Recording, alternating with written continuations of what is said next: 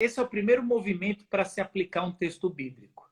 Quando você fez a sua tarefa de casa, estudou a Bíblia, se debruçou, meditou, entendeu o sentido do texto, aplica para o primeiro ouvinte. Uma boa pergunta para se fazer é o que o autor do texto queria que o primeiro ouvinte fizesse, ou que o primeiro ouvinte deixasse de fazer. Então, qual é a reação, de aplicação prática para o primeiro ouvinte? Isso é muito comum quando a gente vai pegar as parábolas de Jesus. Geralmente, ela é aplicada para os discípulos ali. A gente já quer aplicar para hoje. Então, se não fizer o sentido ali para os discípulos, não tem por que fazer sentido para hoje, para nós. Lá em Êxodo, capítulo 20, versículo 17, diz assim, um dos mandamentos: não cobiçarás a casa do teu próximo, não cobiçarás a mulher do teu próximo, nem seus servos, nem suas servas, nem seu boi ou jumento, nem alguma que lhe pertence. Quando fala não cobiçar a mulher, a gente já aplica logo, pra gente não cobiçar a mulher do próximo, mas não fala de marido. Mas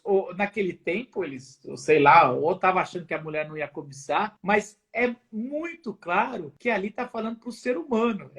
O homem não pode cobiçar a mulher, mas a mulher, se você é casada, você não cobiça o homem. Mas isso já estou aplicando o sentido. Não está aqui. Outra coisa, a maioria de nós não tem boi. E aí, como é que é isso? Não cobiçar o boi?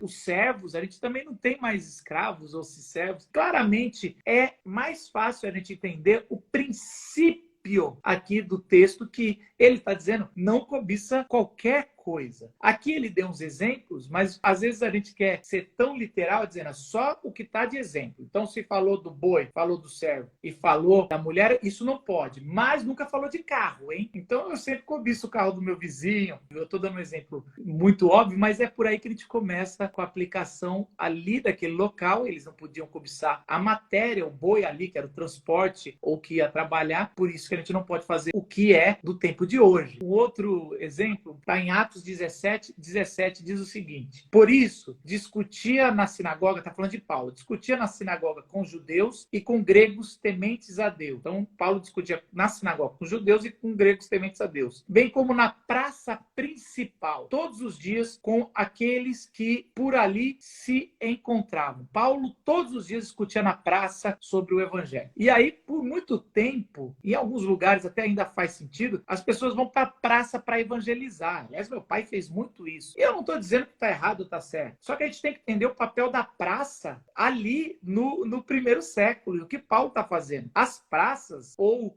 as feiras, né? Que as praças ali é um lugar de venda, é lugar de comércio. E também era um lugar de se discutir novas ideias, de gente que está vindo de fora. Era a internet, eram as redes sociais daquela época. Então, como a gente pode aplicar esse texto sem ser literal demais e querer trazer? O que o Lucas, o autor de Atos, está querendo dizer ali? Que Paulo estava realmente empenhado em falar do evangelho. Então, toda a oportunidade que ele tinha, ele falava. Então, ele entrava na sinagoga, mas não quer dizer que hoje nós precisamos, seja igual Paulo, vai em sinagoga. Nem sei onde tem a sinagoga aqui na nossa região, Trigo. Eu já ouvi falar que tem, mas eu não vou entrar numa sinagoga. Não tem nada a ver com o contexto hoje.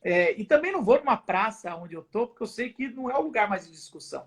O que Lucas está mostrando, que eu acho que a gente pode aplicar, assim como Paulo, a gente utilizar os ambientes que se tem abertura para falar da nossa fé com empenho e com muito amor. Então, é assim que a gente aplica. Primeiro, entende o que está sendo falado ali no contexto e aplicado para que a gente possa entender aqui. Então, quem estava lendo Atos ali no primeiro século está entendendo que Paulo não discriminava ninguém para falar de Jesus. Então, ele falava para gregos, para judeus. Não tinha um local ideal. Então, ele falava dentro de uma sinagoga, ele falava numa praça. E é isso que a gente tem que entender e aplicar. E não ser literalista e aplicar que a gente tem que ir em sinagoga, ou até mesmo, você não evangelizou na praça essa semana, então você não está cumprindo a grande comissão.